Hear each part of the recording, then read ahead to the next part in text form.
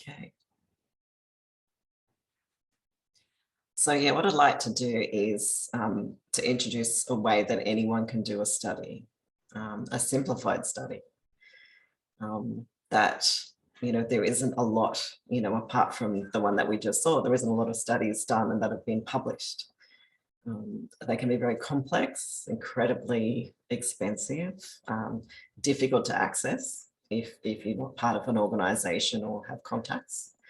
And, until they're all available for us and they're already done, we can do our own little bit to learn a little bit more about something that we're interested in personally, or explore and understand a bit deeper how people respond to biomagnetism for particular illnesses or ailments.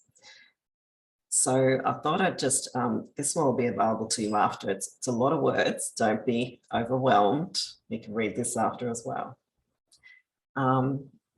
This is what I see as being the benefit. Again, if you've thrown yourself into a study and you've designed it and you've completed it and you've put it together and summarized it, you're going to learn a lot along the way. Like you'll have a little deeper understanding because you're actually observing your clients a little closer. You're measuring more things with them. So the depth of knowledge about how people are affected by the biomagnetism for a certain condition will be, will take you to another level, really. It can make you more confident when you advise your clients because they're often saying, oh, well, the magnets work for my hormone imbalance, or will the magnets work for weight loss? And we can always say something quite general and say, well, of course it will help because a more balanced body that functions better will be able to lose more weight, or, it usually works, why don't we give it a try? We can say these general things all the time, and we probably all do this. But what if we knew with far more detail and far more surety that something will work to a certain degree or in a certain amount of people? So it gives us confidence. So, and it's much like being at high school again. So if you've got a project to do, it's something like a case study, it is quite similar when you do it in a simplified way to something you would have done at high school. And it may have taken you a number of weeks and all of your spare time to get through it all and to present this beautiful major assignment. So think of it like a major assignment from high school. So we've all done that. We all have the capacity. We probably just need a bit of a step-by-step process to be able to do it. Another one of the benefits is to create a niche for yourself, because we've all got a special area of interest, whatever brought us to biomagnetism to start with. So I was brought to biomagnetism because I was still searching for a solution to my low thyroid condition, which seemed quite resistant to everything. And it was not improving, or hardly improving at all. So that, I could have specialized in thyroid work just because it was interesting to me. And I think when we do more of the work that we find interesting, we're going to love our work more. And it doesn't exclude the people that aren't part of that niche. If you treat someone for a thyroid condition and they get better, then they send their mother in for their arthritis. Or that client will be asking you, oh, does this work for arthritis as well? And you say, yeah, I treat all sorts of people, not just thyroid people. So don't be afraid of the idea of having a niche. It's generally quite good for business, and it can actually elevate you in terms of being known in the community. So if you're part of the groups on Facebook that we have for biomagnetism practitioners, there's certain people that we know they've done extra study or extra work on one type of condition or one type of client. And we always think of them, when we are seeing that sort of client ourselves, and, maybe we'd ask for their advice, or, maybe we could, gain some extra knowledge from that person. Our mind goes there. So if you want to build your knowledge and also your standing within the community, it's really great to have a niche. Also, if you've gone a little deeper and you've studied a little further about, some cases over time, and you've written up a report on the case study, or you've written up a report on the trial that you did, you can share that with other practitioners, especially the new ones, because the new ones, they're looking for this stuff. Like I was saying before, we look for this. Where's the scientific evidence? Where's some more information about cases? So we could do our bit to add to the community and add to the cases that are out there. We can circulate them amongst ourselves. So at this point here is giving back. Also, if you were scientifically minded and just would love to get biomagnetism involved in some real science that gets published, if you've done a couple of these already, it's kind of, it shows that what you're willing to do. It shows that you've already started the process of understanding biomagnetism and how it affects people more. And so it could very well get you to the next step. Now, I've made up a table here of what the difference would be between a simplified study and a true scientific study, one that is taken seriously and is good enough to be published and taken on board in the broader scientific community outside of biomagnetism. So again, what I said before about the purpose of doing a simplified one might be different to the purpose of doing a scientific study. So to expand your own, the purpose of a simplified study is for us as an individual client and to give back to the community and help educate other practitioners. But there's also this other purpose that may come into it as well, is marketing. And like it or not, we are practitioners and we're also business people. And so having our clients educated on what we do, and we can show them that we really care and we're passionate about what we do. And look, here's a study I have done, and you can give it to someone, one of your clients to read. For further information, it's almost like a really fantastic handout that you give out to people. It could be in your welcome pack of, here are the studies I've done. So it gives that professional edge. If the purpose of your study is scientific, the purpose is all about advancing knowledge of the science of biomagnetic pair therapy. So it's nothing to do with you. It's about advancing a science. The time commitment is the massive thing. That is the biggest difference of all. You could literally create a case study and flesh it out into a report, a properly written report, in 10 hours or less.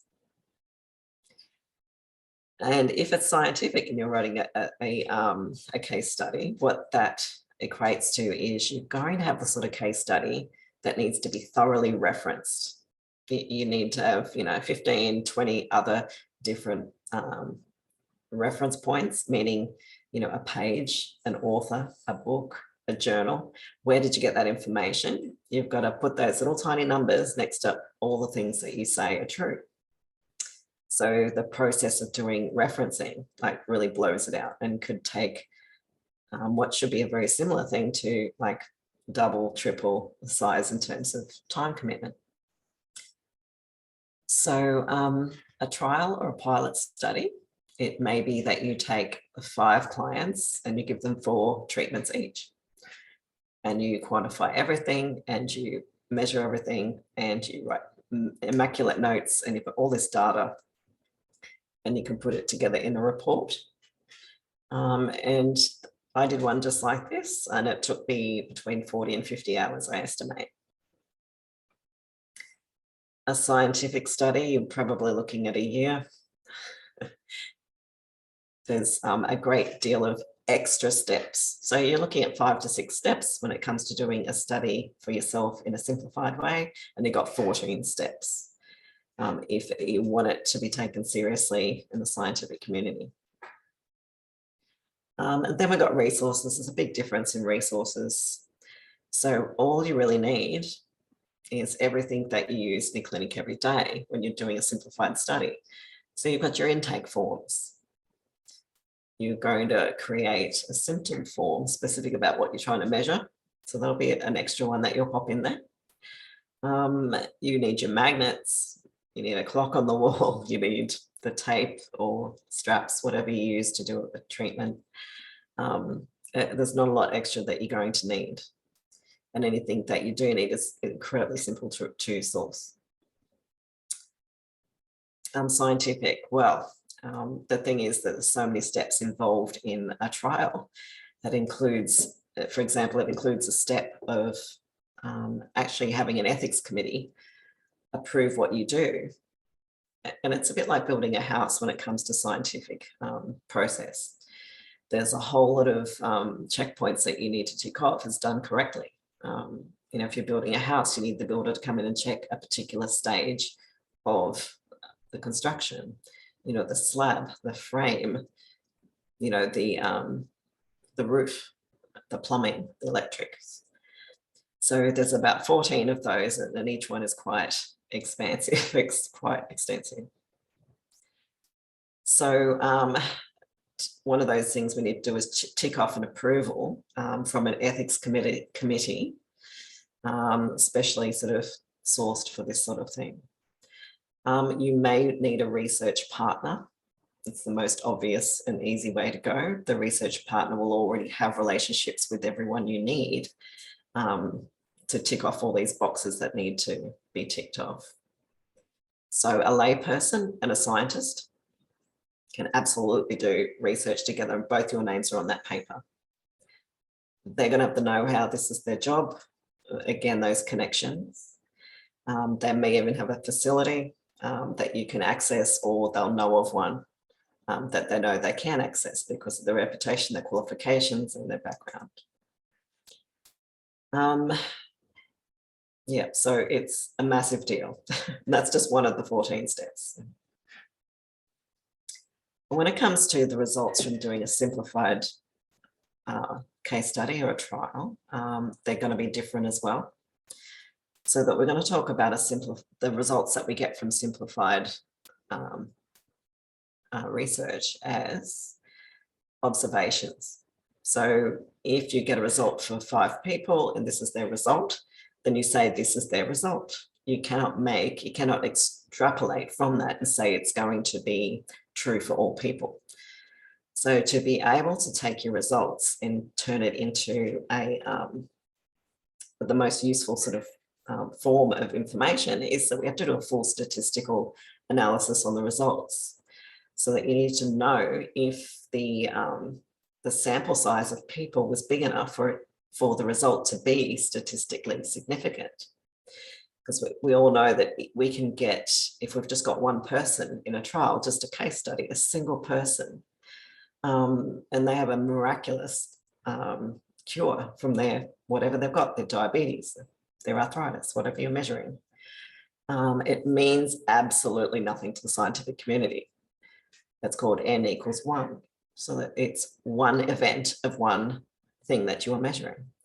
And because of the way nature is and everything having chaos and everything having variability, you need a large volume of people, you know, or experiments being done to be able to say, hey, that's actually a real thing. That's a real phenomenon. That's an amazing cure.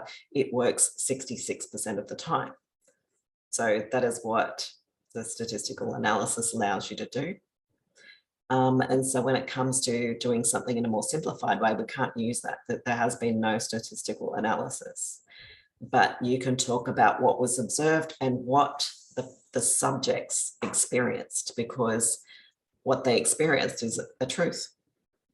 But we don't extrapolate it. We don't say this is statistically significant, and we don't imply that everyone will get this result, or we don't imply that, you know, 75% of people will get an improvement in whatever condition it is in a set amount of time.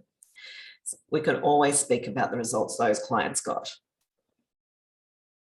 So because we don't have to do a full statistical analysis, and because we don't have to make important conclusions about the hypothesis or the question of the study, then it really shortens down and dramatically brings down the amount of work that is done. And the last thing was references. Like I said, if you want your case study or if you want your scientific investigation of any type at all to be taken seriously, it all has to be referenced. It doesn't matter if what you say is correct or not, you've got to have the references in there. But again, if you're doing this, it's more of an doing this in a simplified way, then the people who are reading it are not scientists. They're not doctors. They're people from your own community that are just learning about some cases. So, so I don't want to minimize what that's like, though. I don't want to minimize how important that can be to do these simplified trials. They're still incredibly important for all these reasons we went through before. And it's a starting point. So something like a pilot study is one that is done on a small number of people in the same way that it is supposed to be done on large amounts of people. And if it shows that it's going to be effective in a high amount of people or a high percentage of people, then you'll be able to get approval and you'll be able to get people involved in doing a very big trial that, that works with hundreds of people and gives amazing data. So think of this idea of doing simplified trials as personal growth, professional growth, good information for your clients in terms of marketing and just giving them a bit of a background as to what can possibly happen. And perhaps even a stepping stone for those of you who are more scientifically minded and would love to see this go further. Think of it as a stepping stone as well. So I've drawn up a breakdown of how to do a simple case study for biomagnetism in 6 steps.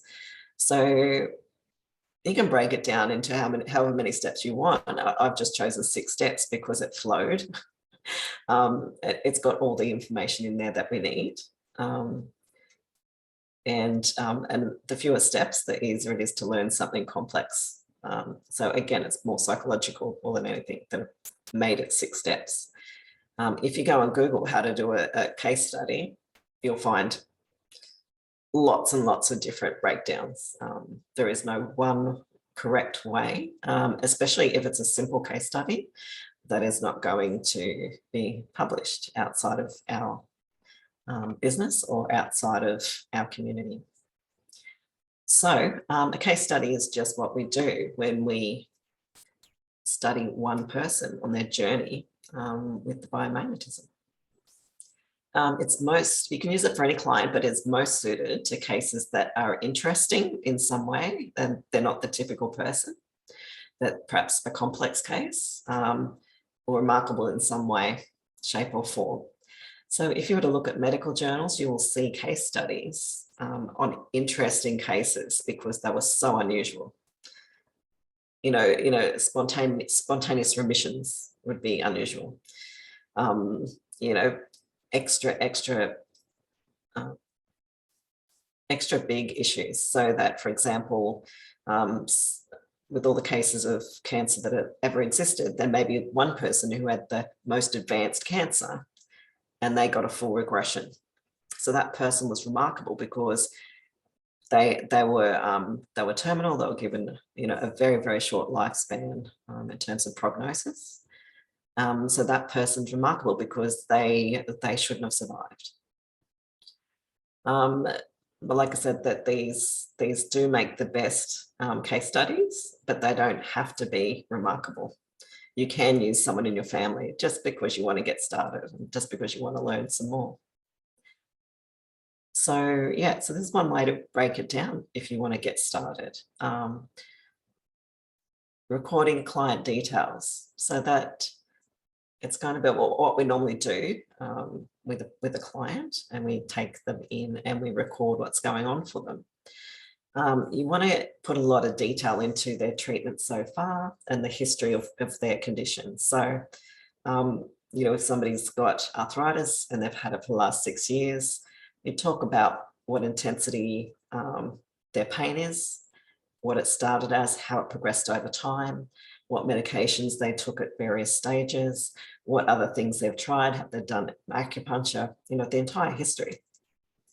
So you can write a few paragraphs there describing the history of this experience that you're measuring. Now, this is the tricky bit. This is the bit that we have to actually make up.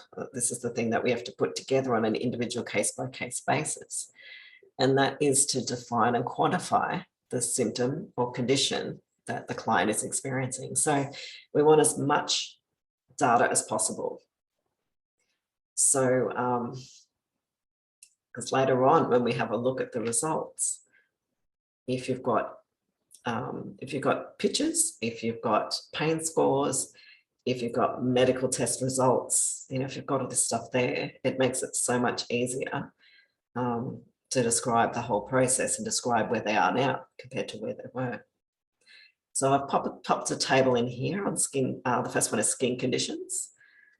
Skin conditions are usually visible, as long as it's not in a private area, that people are usually happy to have their rash or their eczema or whatever's going on for them photographed.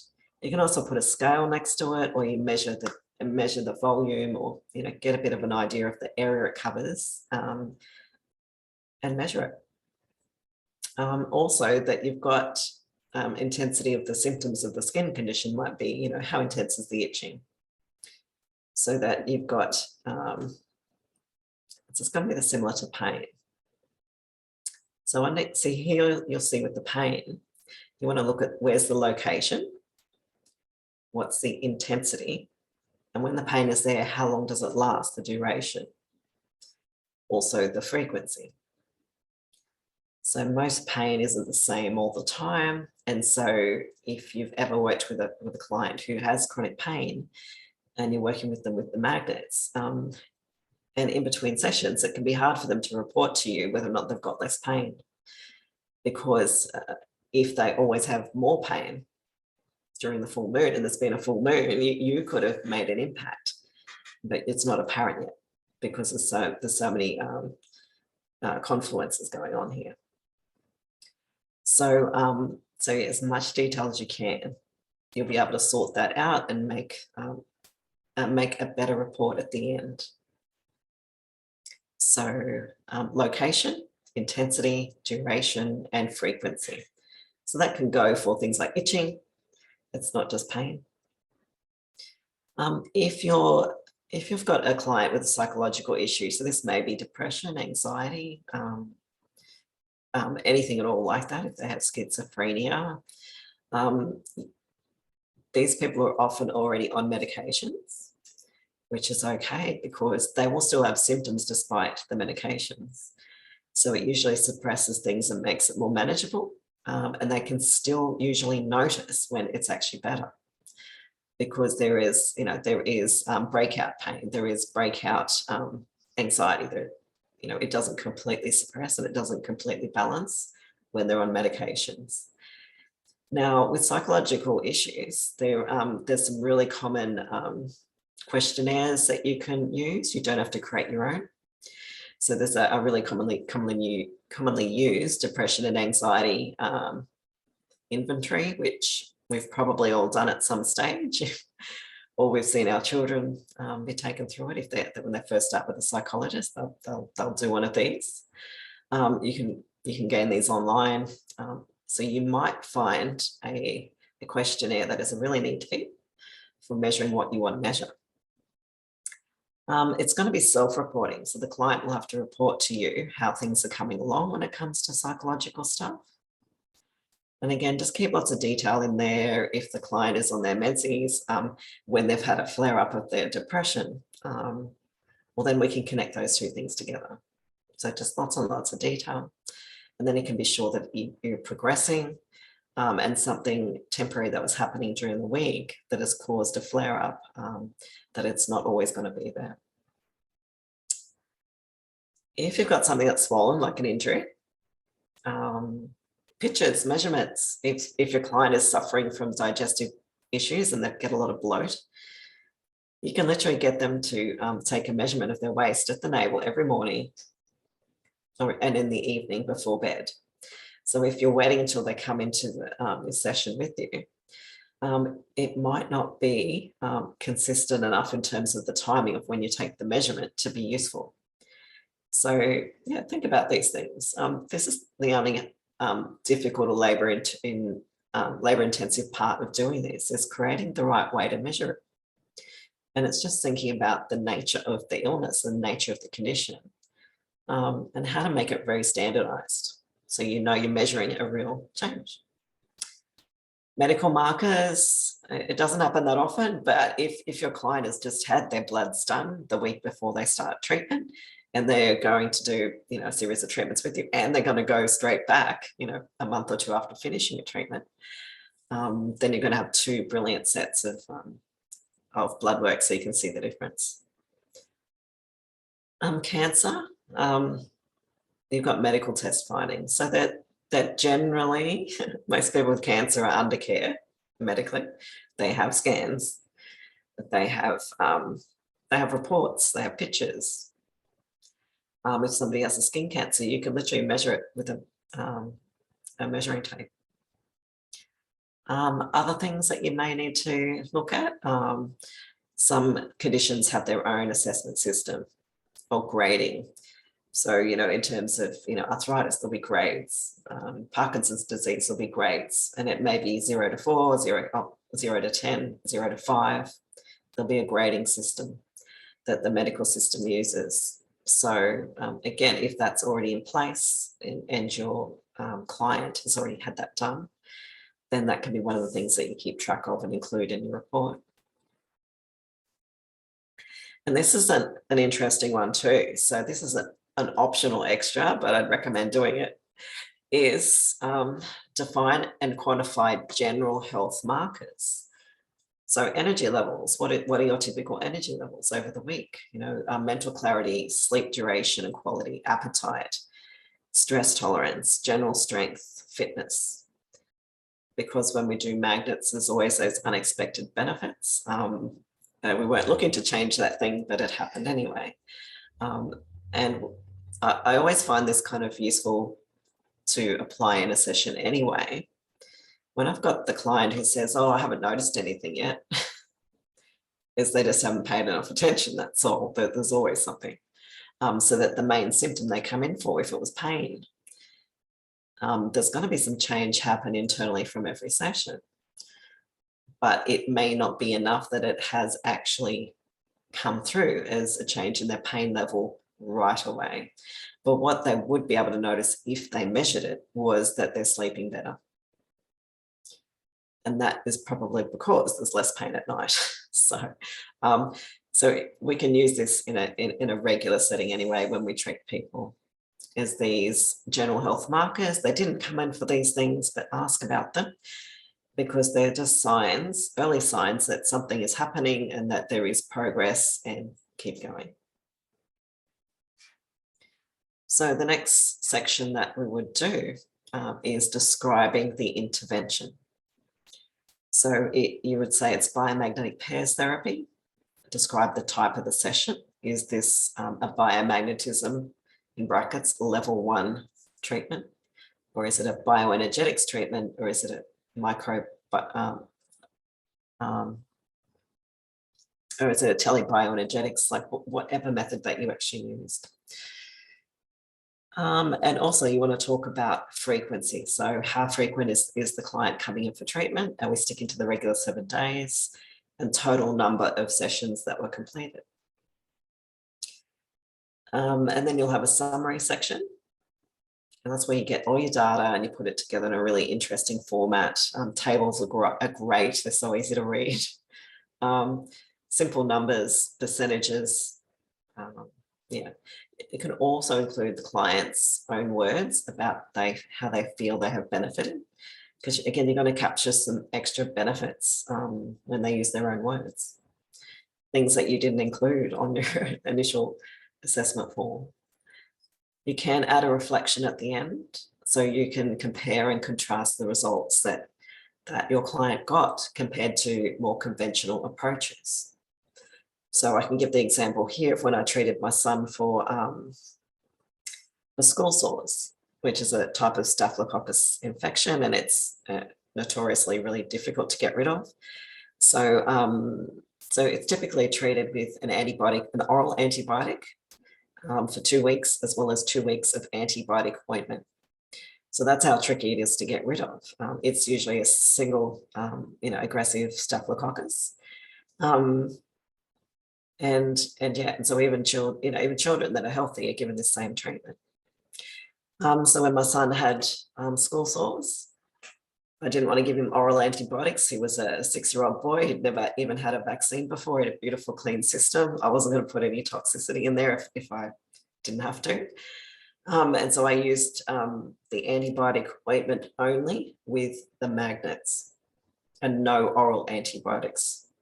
And that was something that I was comfortable with doing. It is so easily spread, and he was so young, like I wanted to combine 2 things together. And so it took 13 days, I think. So it took the same length of time as what it took to get the result with taking antibiotics orally. He had a single treatment with the magnets to achieve that. So, yeah, that's what compare and contrast would look like, is compare the result you got with the magnets to what you would have got by medical treatment or another approach that, is more commonly used.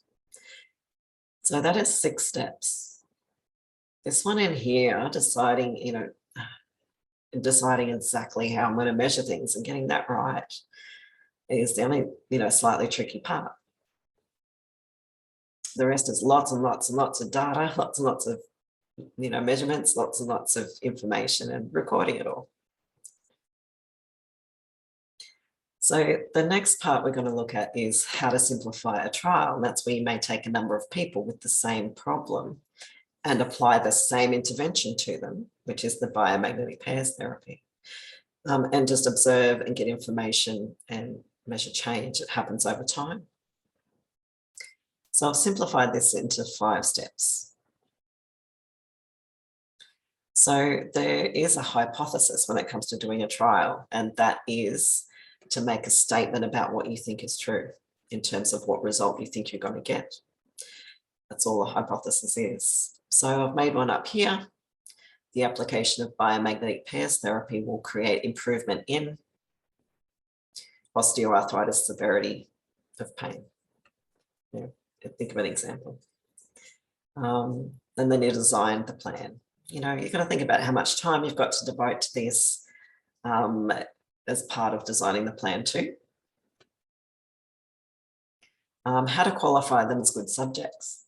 So if you wanted to do a trial on long COVID, for example, which is one I want to do, then you can't have subjects that are concurrently doing something else to fix their symptoms, because you don't know which one is going to be the one that is effective. So that they can't be doing anything else proactive to treat the condition. Now, when it comes to science, there's usually a problem with the ethics of this part here, is to say to a subject, you can't be doing something else. You cannot do another treatment at the same time. That is considered unethical because you don't know the effectiveness of your treatment. And so you may be withholding that client from, seeking effective treatment elsewhere. So if you pick a condition that has no other treatment, then you're right. You're going to have people that have no other choice, that you're not withholding them from seeking care elsewhere. So long COVID comes under that category. They're setting up long COVID clinics, but from what I gather, there is no actual treatment for the long COVID. They are just, it may just be some, giving out some asthma inhalers, for example, treating whatever symptom is there. But there is no treatment of the condition in terms of trying to heal the treatment of the condition of long COVID, because they just don't understand it yet. Also, if you pick something like weight loss, again, there is no harm in asking them to not do something else instead. If the client is otherwise healthy, that and they're not at risk by not losing weight very, very quickly, then we're not holding them back, and there's no way that participating in what we do here is going to harm them. So it's just a bit of common sense, that part. So create the symptoms assessment form. And deciding on, again, this is just like the last one we went through with the case study, as you're designing it all, what you're going to be doing. Then we've got implementation. So that just means booking everyone in, sticking to the plan. If you've made it a rule that if somebody falls pregnant during the trial, that you will not include them, you've got to stick to that. If they've decided that they're now going to start taking some medications halfway through, that can happen, then we need to exclude them. So it's, sticking to your plan. So you can, if you've got a lot of free time, you could literally have 5 people going at once. Every Monday you do 5 treatments, or split it up over the week. But if you're really a bit time poor, you've already got a fairly busy life, you may want to do 1 client for 4 treatments over 4 weeks. And once that client is finished and you've got all that data for that client, then start the next one. So you do them in sequence or in series. So that when I did my trial on weight loss, I did 5 concurrently, so all at once. But they fit into my life at the time.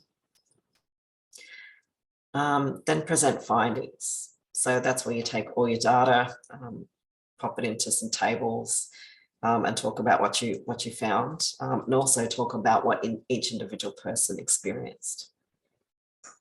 You can have a conclusion section or a reflection section.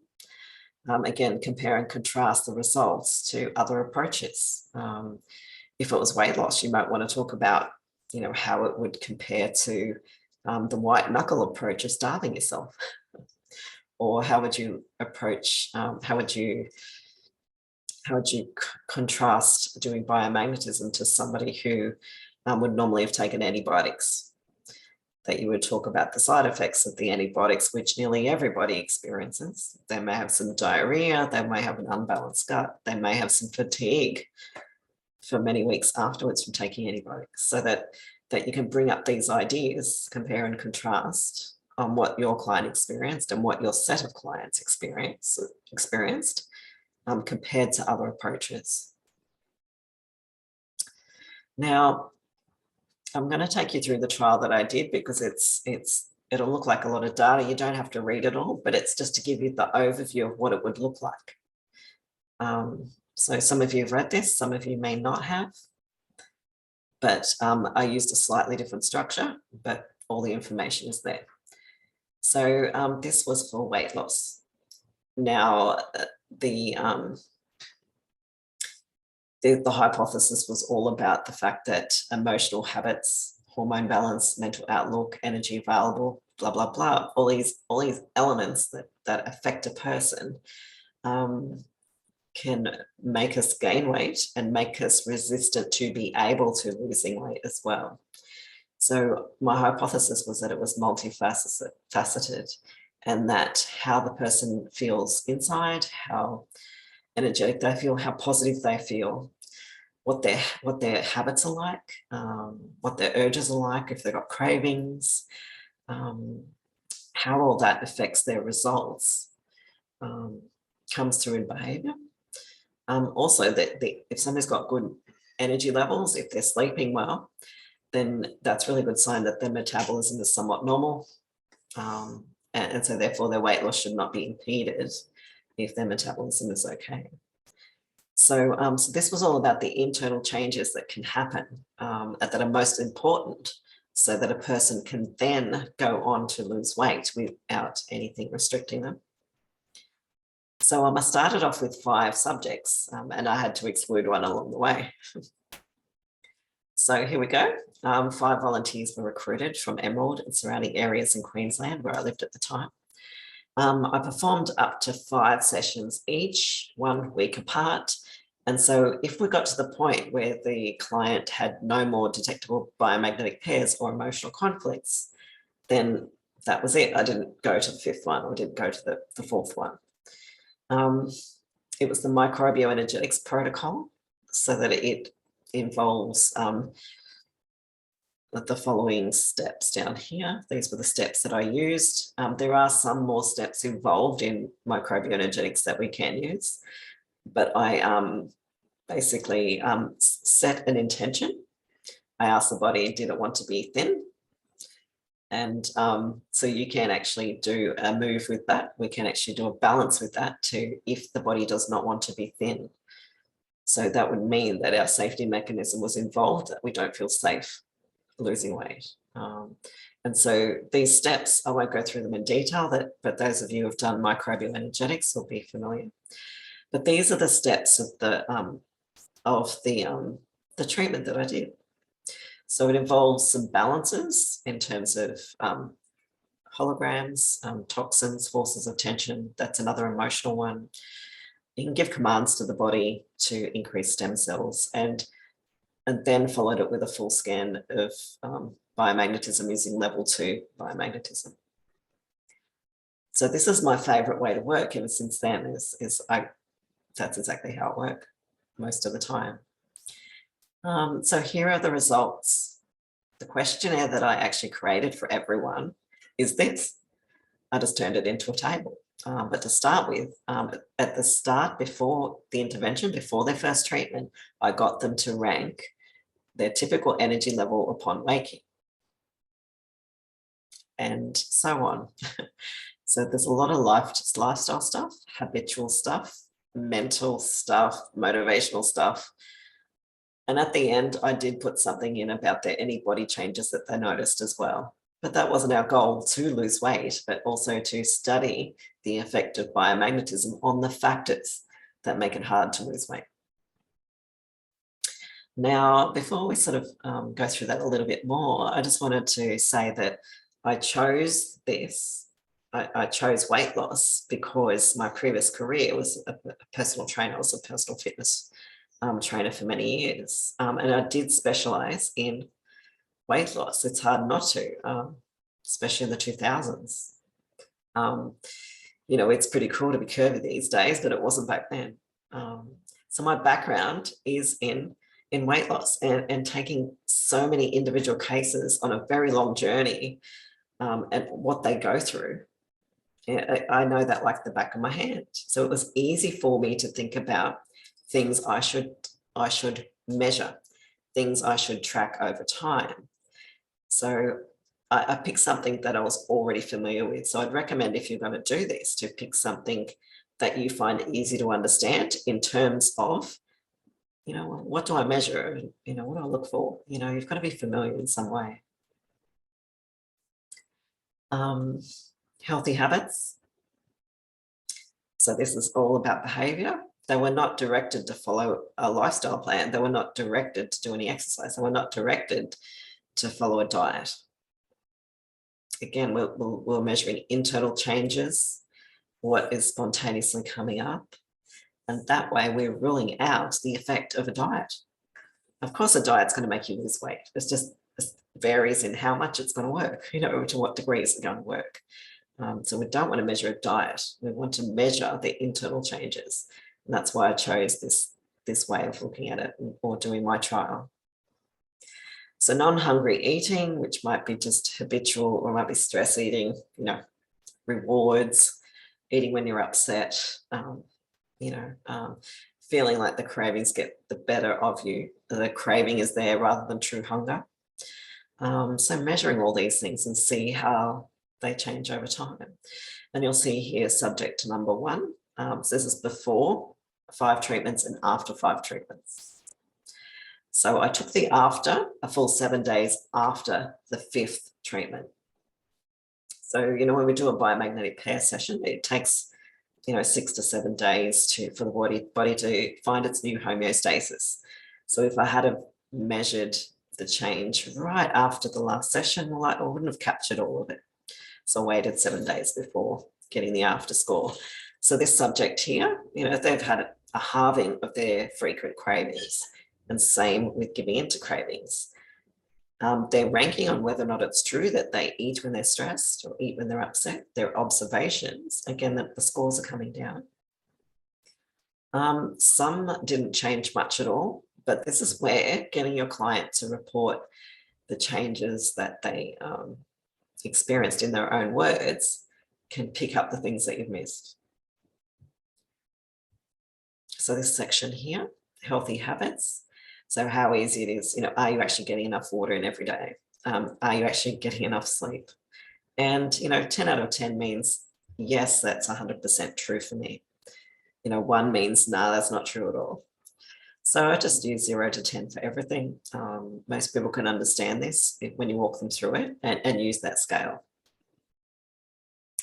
So, so that you've got this data. So I've got, for example, here, subject 3 out of a score of 90 for healthy habits. They went from 43 to 67. So they had a 24 point out of 90 improvement in healthy habits. So, so when it comes to interpreting results, it would look like this. Again, it's not scientific, that we haven't done statistical analysis, but we can report it like this: is subject 3 experienced a 24 point increase in healthy habits. You literally just speak about it that way. Next part here, motivation. So a bit hard to measure, it's always subjective, and the client will be able to report that to you.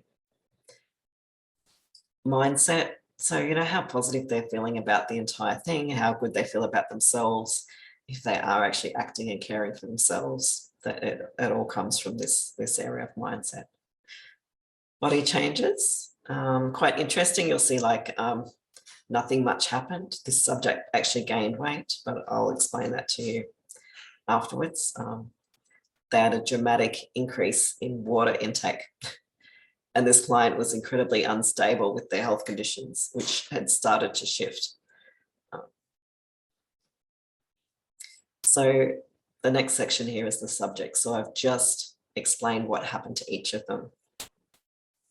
So this subject here, we don't identify the clients. We just speak about whether male or female and what their age is, something very simple like that. So this client here that had no biomagnetism treatments before and just wrote down their exact improvements that we were able to measure. And this is what she had written.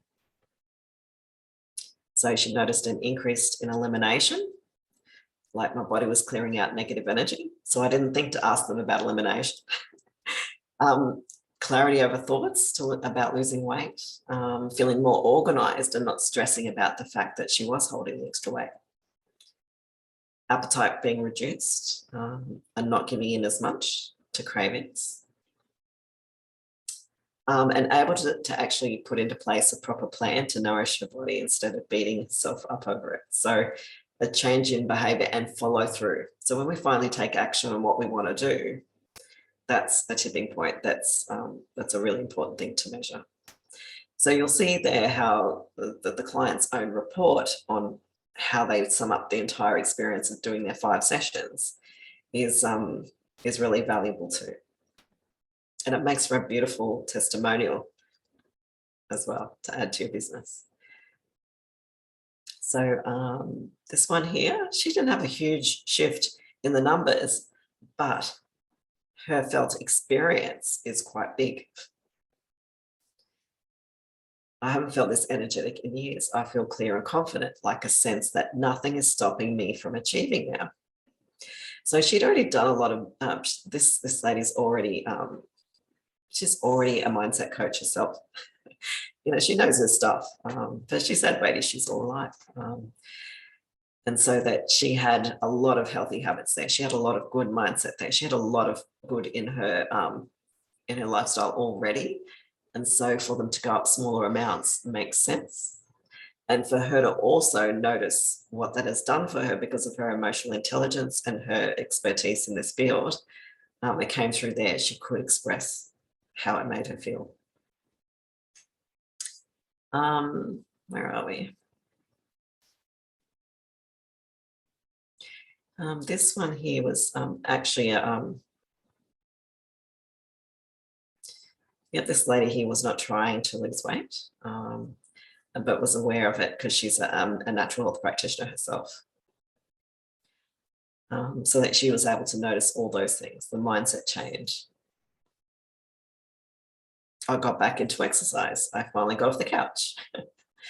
I feel less stressed about the weight, and almost a feeling that it will come off with ease and grace. So imagine taking the stress out of something that is normally nobody wants to do. Nobody wants to go on a diet. No one wants to start something. We all want our cookies. So, and some extra ones here. So she actually took action on actually dealing with a knee injury that she'd been procrastinating with. This one here, the last one, was really interesting. This is the one that actually gained weight. She had a very high weight to start with, over 100 kilograms. And she had uncontrolled and untreated polycystic ovary syndrome. She was pretty early on in her consultation with a specialist. And, it was clear to look at the shape of her face, and her symptomology was tick every box for thyroid condition as well. Obviously, they often go hand in hand. But, her medical tests were actually showing up as normal. So, where are we? So this one, there we go. So after finishing the trial and doing her 5 sessions, her next thyroid function test finally reflected that she had a thyroid problem. Sounds terrible, but some people have such dysfunction that their body doesn't try to correct it, and they can go through testing and have things missed.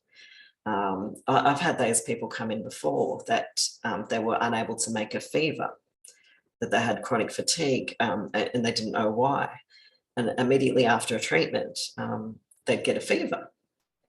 So their body was in such a state of dysfunction, it wasn't creating fever like it should have. It wasn't responding to the environment the way it should have. But the change in this lady's demeanor was amazing.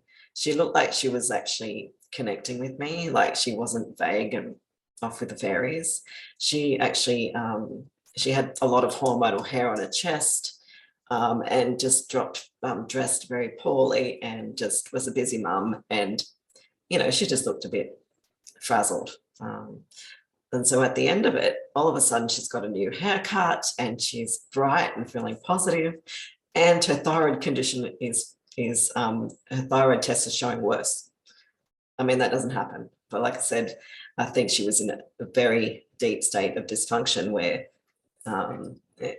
what was happening with her thyroid wasn't coming through in the medical tests. So that she was drinking far too much tea. She was drinking cup after cup of tea. And so when she switched to water, which she found easy to do because of the treatments, it just made her want to drink more water and to just do things a little better. So that you'd look at that and think, oh, very quick gain of 6 kilograms after the first treatment. How terrible. But it was very likely to be a hydration change or something similar. And some of us do, can fluctuate a lot with hydration, other people not. She may have been one of those people who can. And again, with that larger body, a medium height woman, 100 kilograms, and that, so her capacity to fluctuate is dramatic compared to somebody who's only 50 kilos. Somebody who's 50 kilos might go up and down 1 kilogram and they haven't changed anything. Someone in that weight range, it is very hard to consistently measure their weight because they do tend to fluctuate more. So the only thing I did is I made a simple little conclusion here at the end about all 4 subjects reported change in at least one of the areas that were measured. So, and even though none of them were actively engaging in dietary restriction or weight loss programs, they all reported being in a better place to be able to lose their weight. And yeah, the result here suggests microbial energetics could be a valuable addition to weight loss programs to assist the many factors that influence weight loss plan adherence, but further study is needed. So this is this is the sort of conclusion you can make. This is how you can report it without overstepping and being truthful.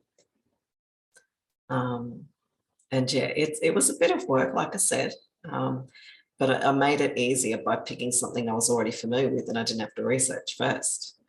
If I were you and I was going to study one particular subject or condition, pick about 5 or more. I had to eliminate number 5, is that after the 3rd session, she found out she was pregnant. And so her biochemistry would be changing and we wouldn't be able to really track what's going on for her. That she could have had increased cravings. And so that data would not have been useful at all to what we were trying to measure. There would not have been any harm in treating her during that early pregnancy stage, because we've got that safeguard in biomagnetism that we don't impact the uterus and ovary at the same time, and that that's part of how we do treatments anyway. So you're all going to get a copy of this. It literally, if you like the way it is laid out in terms of the steps, or if you like the step here, these 5 steps, and you've got the 6 steps with the pilots, the case study. And again, these aren't the only ways to simplify doing some study. These are just ones I've given you today as somewhere to start. There is one more thing that I would like to sort of talk about, is that, with long COVID in particular, there is no treatment. It's going to be easy to get subjects.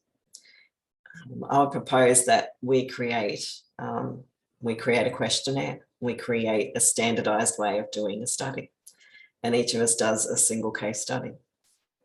If you've got more time, do more.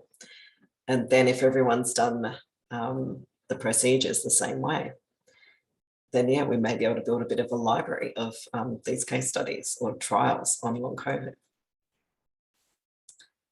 There is always going to be a little bit of difference in the way that each practitioner, actually does a session, even if we went to the same class.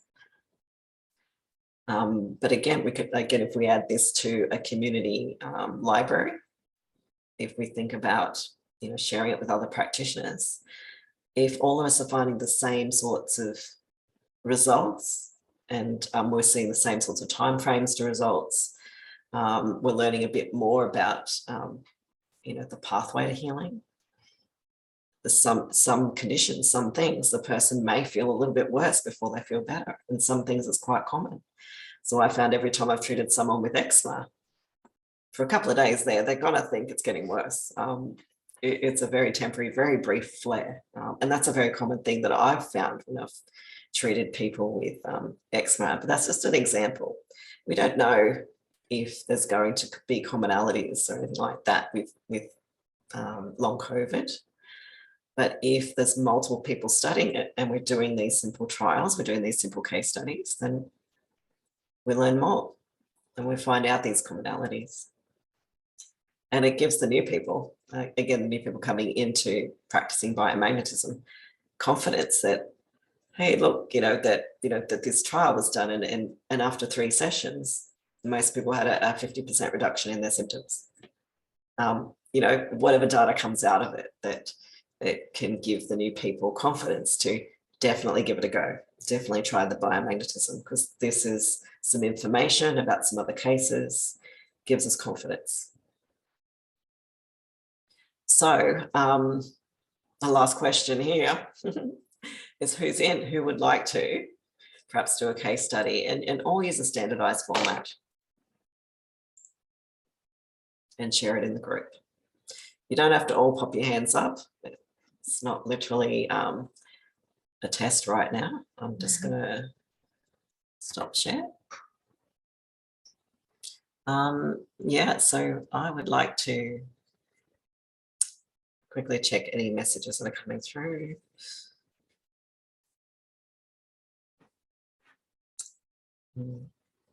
So yeah, Tanya, Angelica, who else?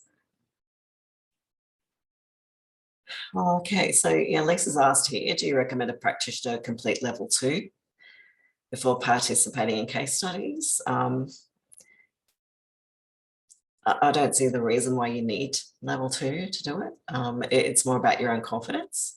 And you know, if you're doing practice people anyway, or if you're seeing people in clinic anyway, it's just a matter of adding that extra questionnaire, that extra monitoring of symptoms to that closer level. So it's just one more form. So you might as well give it a go. If the person is going to have treatment anyway, you know, why not? So yeah, you will need to be trained in level 1. Yep. What else have we got here on the questions? So yeah,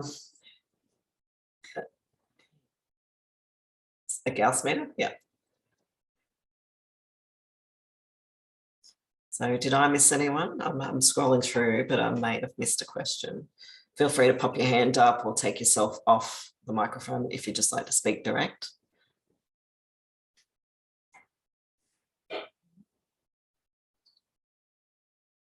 So yeah, did it give everyone a headache? Was it a bit too technical? So I didn't go deep into what it really takes. Like I said, there's those 14 steps if you're doing a study on a group of people, and it's the sort of science that you want to have published, and that other people can build upon. You know, that scientific community is all about sorting out what is true and correct, what is effective and not. You know, what else do we need to study next? And doing it in a way that we can rely on the information as being good information. And all those checks and balances are like getting your builder in to do 14 checks of your house, really. It's there's quite a bit to it. And anyone who's done an honours degree or master's degree, then you're looking at 12 months, what they would do to get their study done. And that's before they've even become a more advanced scientist and, you know, and done something even bigger. So, yeah, any questions?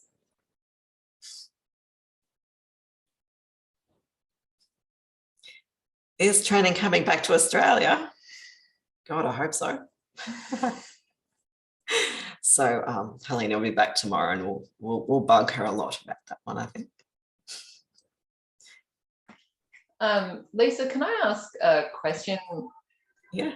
Not totally related to the studies, but to your study. I know that with the weight loss one, you were doing the integrated level 2 stuff, particularly with the emotional stuff involved. Yep. Do you think that biomagnetics would be effective just without that for weight loss? Yeah, see, if we've got a scientific community, or if we've got a community of practitioners that have done simple studies, then somebody else would have done that. They would have just done the level 1 protocol. Yeah. It's likely still going to help. But, you know, is this even better? And that's the idea. There's so much to know, and that's why communities are needed, and that's why the scientific process exists, because we're supposed to individually measure everything for validity and accuracy and truth and you know, how well something works. So so pulling it apart and finding out, was it just the full scan that gave that result, or was it the emotional release that could lead to somebody just doing the emotional release part of microbioenergetics and leaving off the magnets altogether?